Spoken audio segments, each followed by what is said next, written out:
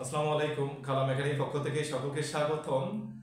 Physics দ্বিতীয় অধ্যায়ের গতি অথবা মোশন এর পরিপ্রেক্ষিতে আজকে আমি দেখাবো সমত্বরণ বা সমবন্ধন এবং সমবেগ, যেটাকে বলা হয় সমত্বরণ ধনাত্মকতা, যেটা বৃদ্ধি, সমবেগ অপরিবর্তন, স্থির যেটা শূন্য হিসেবে বিবেচনা করা হয়। অপরদিকে সমবন্ধন হচ্ছে সময়ের সাথে সাথে বেগের যখন হ্রাস পাবে তখন সেটা বলা হয় সমবন্ধন। এরপর ডোসারের সাহায্যে কিভাবে গ্রাফ নির্ণয় করতে হয় সেটা বিষয়ে আমি দেখাবো। সমত্বরণ হচ্ছে প্লাস সময়ের সাথে সাথে বস্তুর বেগের বৃদ্ধির হারকে সমত্বরণ বলা হয়, যেটাকে ধনাত্মক হিসেবে বিবেচনা করা হয়। অপরদিকে সমবেগ সময়ের সাথে সাথে বেগের যখন অপরিবর্তন অথবা স্থির অথবা যখন পরিবর্তন হবে না তখন সেটা বলা হয় সমবেগ, যেটা বলে শূন্য হিসেবে বিবেচনা করা হয়। সমবন্ধন এক কথায় সমবন্ধন হচ্ছে ধর্মের বিপরীত অংশ মন্দন, দিকে মন্দন হিসাবে মন্দন হচ্ছে ঋণাত্মকতা, যেটাকে মাইনাস হিসেবে বিবেচনা করা হয়। সময়ের সাথে সাথে যখন বস্তু বেগের মান হ্রাস পাবে তখন সেটা বলা হয় সমবন্ধন, যেটা বলা হয় ঋণাত্মকতা রাশি হিসেবে বিবেচনা করা হয়। একটা ফ্লোচার্ট এবং সময় এবং বেগের সাহায্যে কিভাবে এটা গ্রাফ নির্ণয় করবো, এই নির্ণয় থেকে আমরা কিভাবে সমত্বরণ এবং সমবেগ এবং সমবন্ধন নির্ণয় করা যায় সে বিষয়ে আমি কথা তুলে ধরবো। যেমন আমরা এটাকে তিনটে ভাবে বিভক্ত করবো, এটা একটা ভাগ বৃদ্ধি, এটা একটা স্থির, একটা একটা এখানে হচ্ছে তোমাদের ঋণাত্মকতা।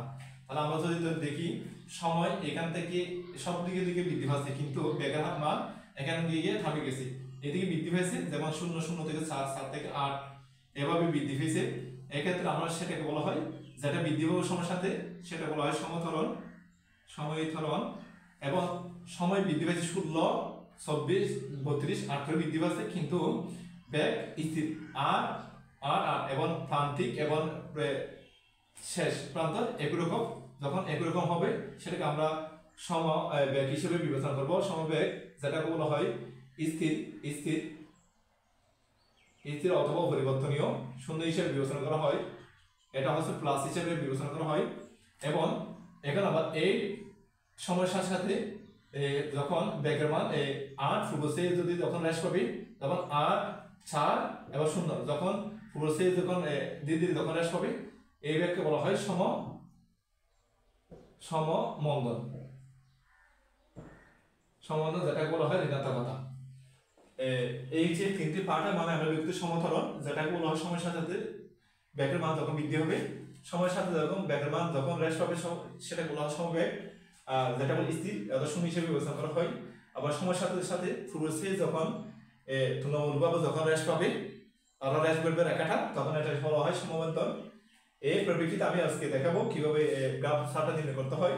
যেমন 0 যখন তখন ব্যাখ্যাতে 0, তখন এখানে বিবেচনা করা হয়।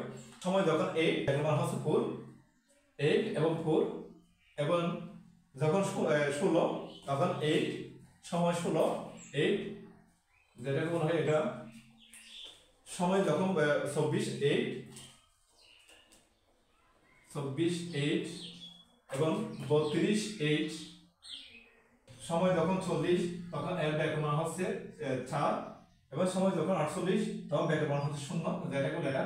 এখন আমরা এই রেখাগুলোকে আমরা যুক্ত করে দেবো।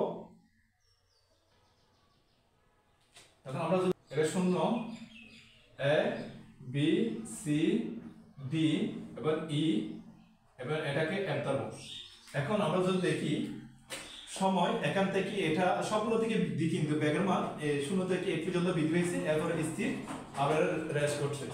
এখন আমরা যদি বিবেচনা করি এই যে এটা হচ্ছে ঊর্ধ্বগামী, যখন কোনো কিছু ঊর্ধ্বগামী হবে ও থেকে এ থেকে বি, এটা এ পর্যন্ত সমত্বরণে হারে বৃদ্ধি পেয়েছে। তাহলে এক্ষেত্রে বলা হয় এটা হলো প্লাস। আমরা ধরতে পারছি এখানে ও এ বি, এটাকে বলা হয় সমত্বরণ, কারণ এর সময়ের সাথে সাথে বেগের বৃদ্ধি পেয়েছে, যেটাকে আমরা ধনাত্মক হিসেবে বিবেচনা করা হয়। 16, 24, 32 সব বৃদ্ধি পেয়েছে, কিন্তু বেগের মান 8, 8, 8 অর্থাৎ স্থির অবস্থা রয়েছে, কোনো পরিবর্তন হয়নি, সেটা বলা হয় সমবেগ, যেটাকে আমরা শূন্য হিসেবে বিবেচনা করা হয়।